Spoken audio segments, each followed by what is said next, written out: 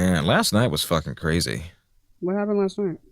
A bunch of TikTok drama and shit with major creators. It's Oh a real yeah. storm, you know? Oh yeah. Yeah. I remember last night I was does anyone know who Olive is? No, you don't. So they were I one of know. my mutuals. And this is what I mean when I say that like the female demographic just has no backbone. Because she's on live. She's on live talking about Chris Mowrey and saying that she has spoken to him on the phone and that they've spoken before and that they're mutuals and that she just wants him to come up on the live and just to talk about what happened. And I'm in the chat like, if you have his phone number, why not just call him? I think she did. She said she did.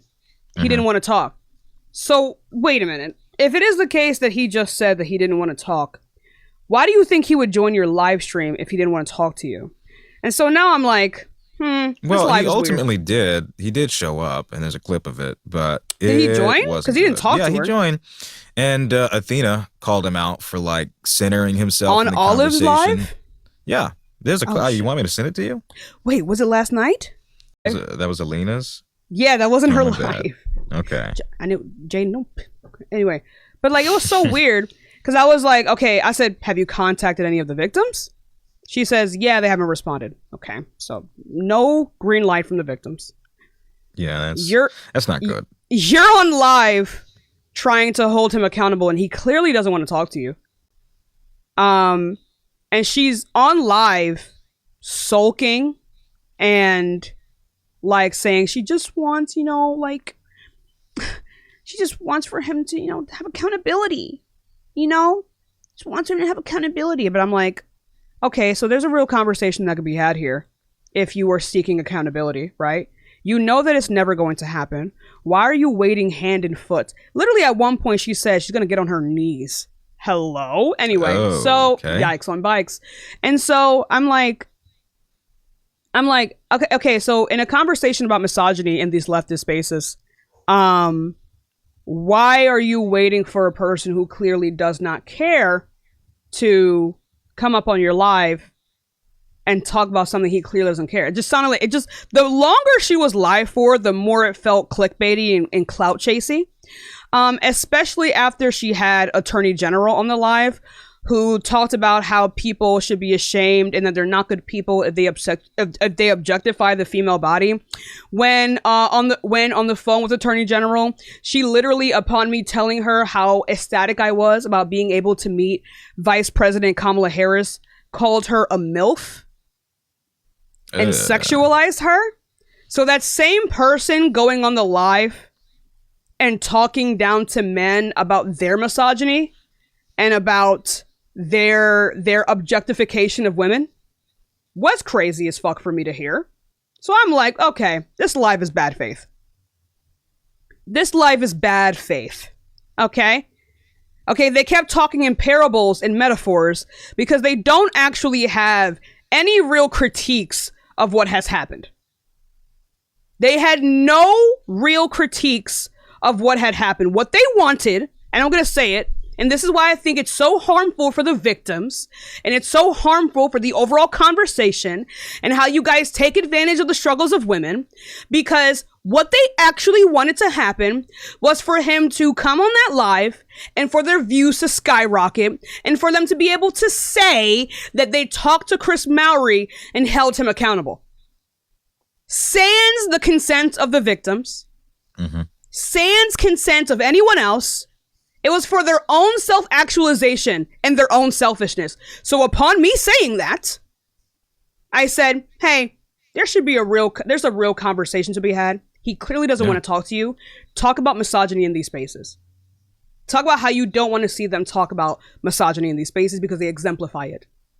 All of a sudden, the entire live stream turns into a Tashika referendum. I didn't see that. What? Yeah. What?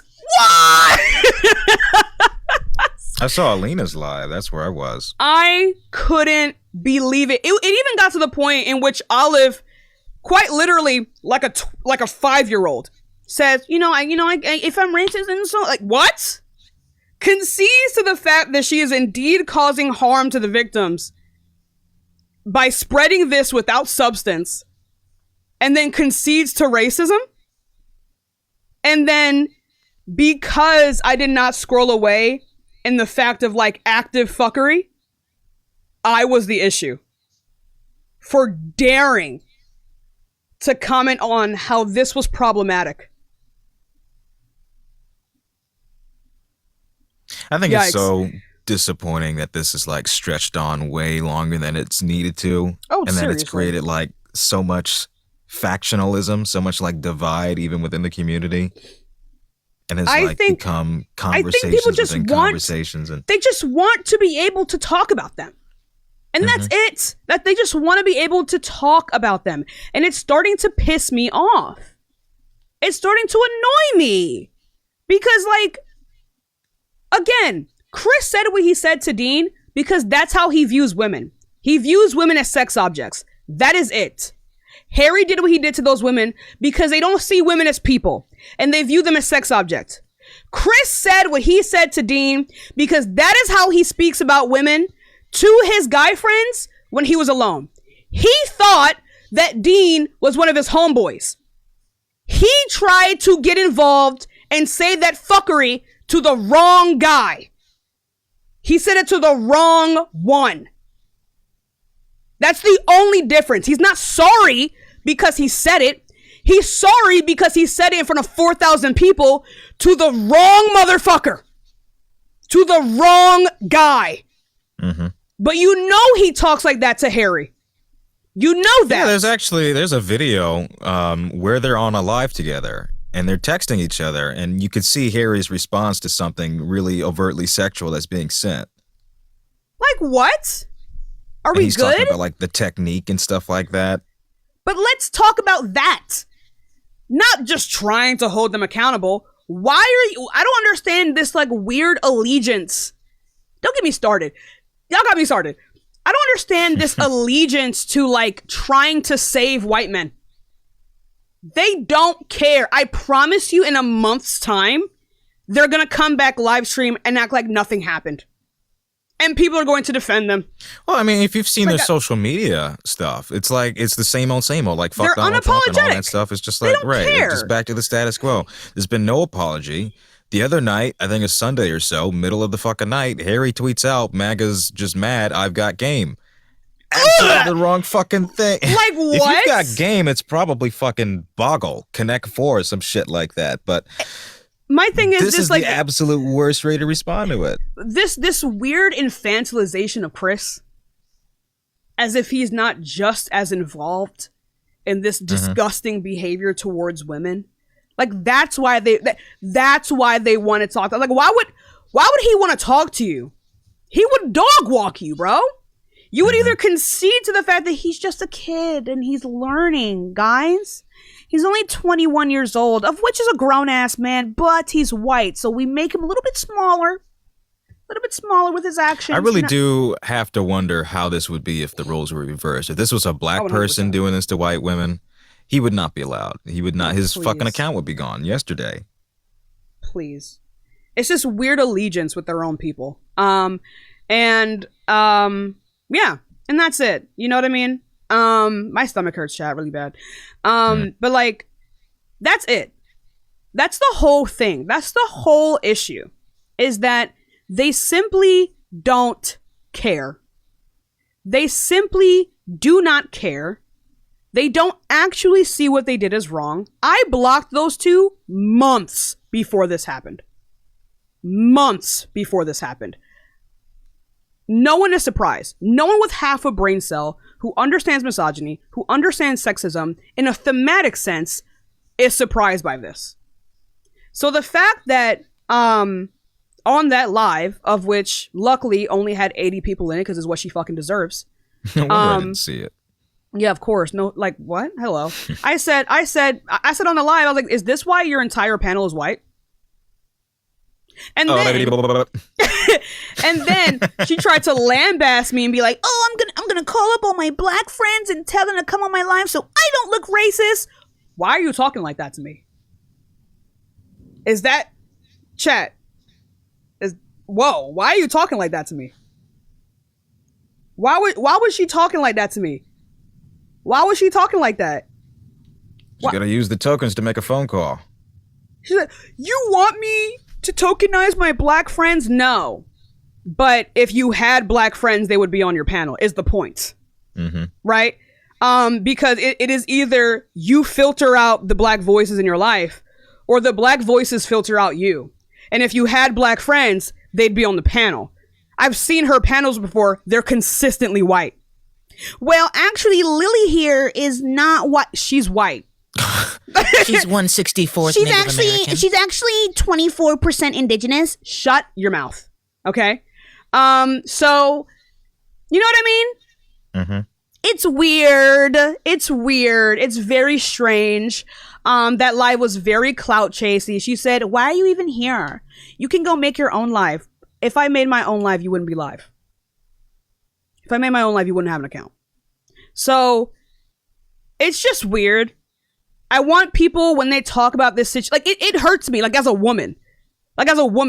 I want for when people talk about this situation to talk about it with tact, with respect for the women who were harmed.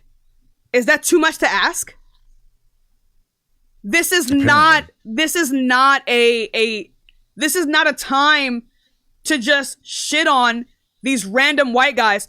This is a time to really hold to our leftist ideology that these people claim to value and actually talk about the thematic issue with misogyny in leftist spaces. The fact that for a long time, these behaviors go unnoticed and untalked about. I've had experiences with very, very popular leftist men on this app who have treated me like a body, like shit. I'm not even talking about those two demons.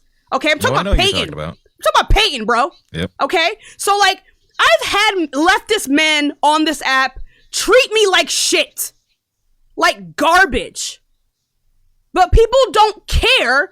Because they just want to be able to talk shit. They just want to be able to get their 15 minutes of fame.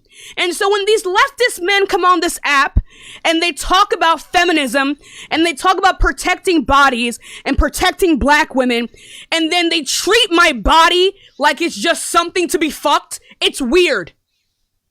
But no one actually cares. No one actually gives a shit. And it makes me upset. I don't know why people keep evoking their names and not actually talking about the substance of the issue. Mm-hmm. God, it's annoying.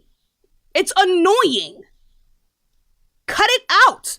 This is not new. It is a pattern of behavior amongst leftist men. What are we surprised about? It hurts me. It makes me cry. People put so much of their hope into these cis hetero men. Their money. Their time, their money, their beliefs. When they have a question about a moral standing, they go and ask them as if they are the Jesus, the Jesus clones of leftist ideologies. When behind closed doors, they tear apart my body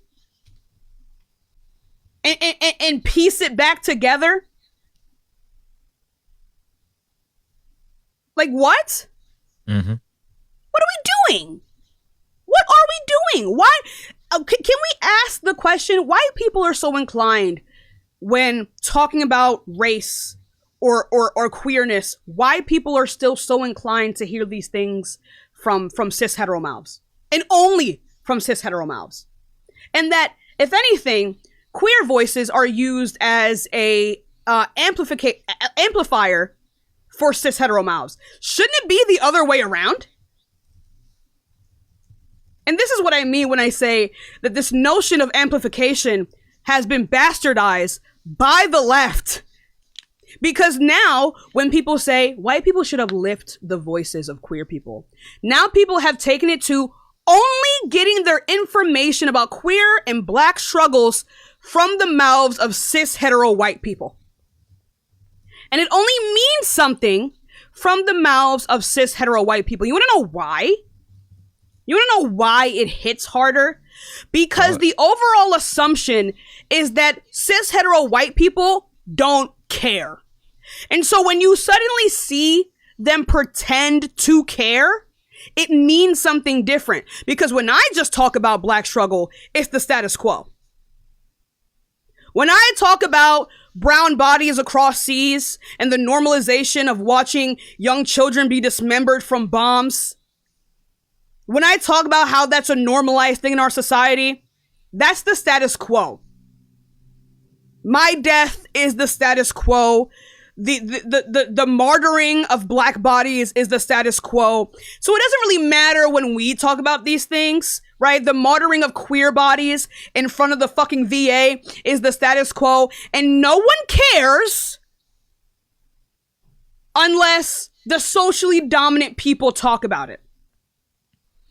I want to read you something that Athena said during that live where she confronted Chris. And this is pretty much what she said in that. But she wrote this down last night.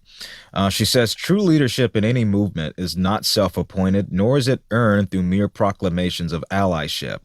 Time and time again, we see cishet white men elevated as voices of progress simply because they say the right words, post a black square, or say W feminism, while those with lived experiences are sidelined.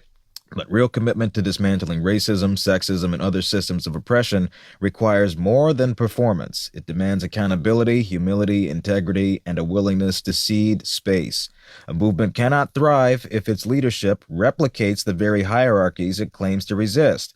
I hope this serves as a reminder that performative activism means nothing without integrity. I agree with that. 100%. Athena eats yet again. Mm-hmm. And it's just like, you know, I'm actually right now working on a really, a passion project of mine. I'm starting a series on Substack. You guys should follow me on there. I'm starting a series on Substack talking about segregation in leftist spaces, the moral degradation of leftist spaces, and the way that a lot of people just don't do the work because by proxy of believing that they are on the right side of history already, that they just don't have to deconstruct. Mm-hmm. And that they just simply don't have a lot of growth. A lot of white people think just saying that they are products of racism is enough. Right? But if you guys would like, I would like to read you guys an excerpt from the article, my first article that I'm reading. My screams are disregarded as animalistic rage, something wild and something to be corralled, disciplined and muted. Meanwhile, their screams, those of white men and women, are celebrated as passion and as courage and as leadership. I've had white women with soft voices and sharpened tongues tell me to take pointers from men.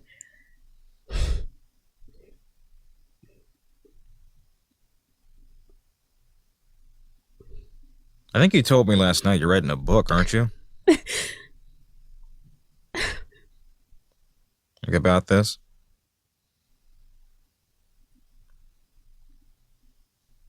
Oh, I'm sorry. You got this. Men who speak of my people's pain as though it were a syllabus for their personal growth. As if the centuries of suffering, blood, and death and sacrifice are just case studies for them to better understand the world. That is a reality. It is a gross one, where our grief becomes their curriculum, where our resistance is demonized while theirs is dignified, where our rage is seen as dangerous and yet theirs divine. And this is what I mean when I talk about the behavior in these spaces, because this does genuinely mean a lot to me. And this passage that I wrote is how I had been feeling about this space for the longest time. And the way people are handling this situation in the face of female bodies openly being disregarded and used is just so indicative of the fact that, like, no one has actually done any real growth here. I don't understand why people just are being so flippant about what all of this actually means for our spaces, how their behaviors as, you know, like, even though they are not the spearheads of these movements, to a lot of people, yeah, they're the forefront. And I don't think people really understand how far this sets back everyone. And I've been saying this before, that by propping up these types of people, we set the stage for leftist ideology to crumble, because they're not supposed to be at the forefront. They can't, I don't understand what people don't understand. They cannot have empathy for these things. They cannot have empathy for these things. They can have sympathy. They can understand at a base level why you can be upset about things. Mm-hmm. But that is why they are able to talk about my torture as if with cold stoicism that is celebrated by their audience. That is why they don't actually empathize with the things that they speak about. They sympathize with it. They know, like, base level that these things are wrong. Not because they're actually wrong, but because it is consistent logically to believe that they're wrong. And that's as far as that goes. Mm-hmm. I don't think people really understand that. And it really does make me very emotional. And I hate it. And yeah. When people, I just can't stand it. I just can't stand it. It harms people. This is why I say I just detest a lot of leftist spaces, because they're so segregated specifically on race. But yeah, very insular. Like, genuine insanity. Mm-hmm. Genuine insanity. And but yeah, you and I shared in that frustration the day after the election, when it was right back to lives about why did you vote for Donald Trump? When it was laughing, of people. Yeah, you're right.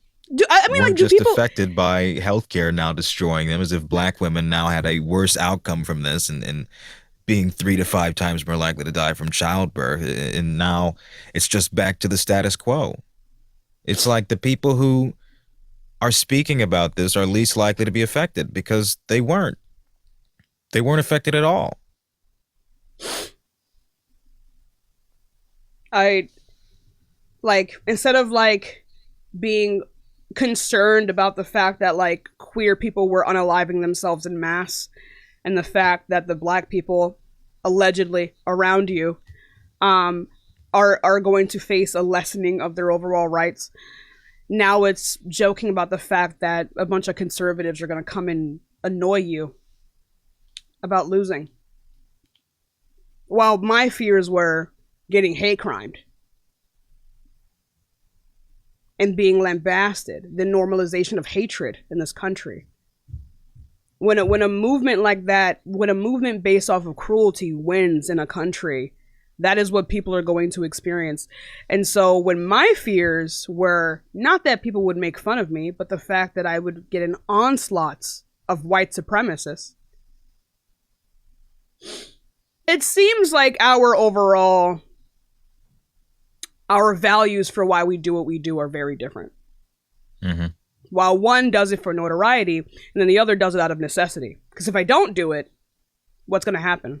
Like, if there's not a voice, if there's not multiple voices to talk about these things, what happens? It's either I talk or I'm invisible. So, yeah. It makes me emotional, chat. It makes me really emotional. Yeah. I do hope, I'm still working on this article for Substack. It is going to be like a series. It's called Ain't I a Leftist? Discussing, you know, what I just said. And it's really long, this first article. I don't know if all the other articles are going to be as long. But it is pretty long so far. So I hope when I do finish it and I do publish it that you guys will support me. Because I do talk about some very important things that I've been feeling for a very long time. And you know, I know a lot of people are gonna like disregard it as like me complaining, but we all know who those people are. Yep. Or you know, just blatantly ignore it. Because I feel like, you know, overall leftist spaces have become not for the actual betterment and progression of society, but to maintain the status quo. Very co-opted. And you know, I don't. There's a reason that because I had to have noticed that something was off when there is. Why is debate talk racially segregated, chat? Like that doesn't make any sense, right? Like why is debate talk like there is a black debate talk? Mm-hmm. Why? Like when was the filter? Why is there a filter in leftist spaces if we all supposedly agree on the same things? And you see the drop off too when it comes to how many people are watching, supporting, following, subscribing, all that stuff. Oh no, debate. I mean, black debate talk goes unnoticed. Yeah, those live streams get no viewers. Mm-hmm. So like, what's the difference? Why do white people flock to white leftist spaces? Why are black people being filtered out of spaces that they created? What's going on? What is this? So, yeah, that's what my series is going to be about and what it means. Yeah, it's painful. Very painful. Very painful. Anyway. I think I need to go sit for a second. Oh, you're good. You want to text me? Yeah. Okay. All right. Thank you all so much for being here, guys. We got you. Bye. See ya.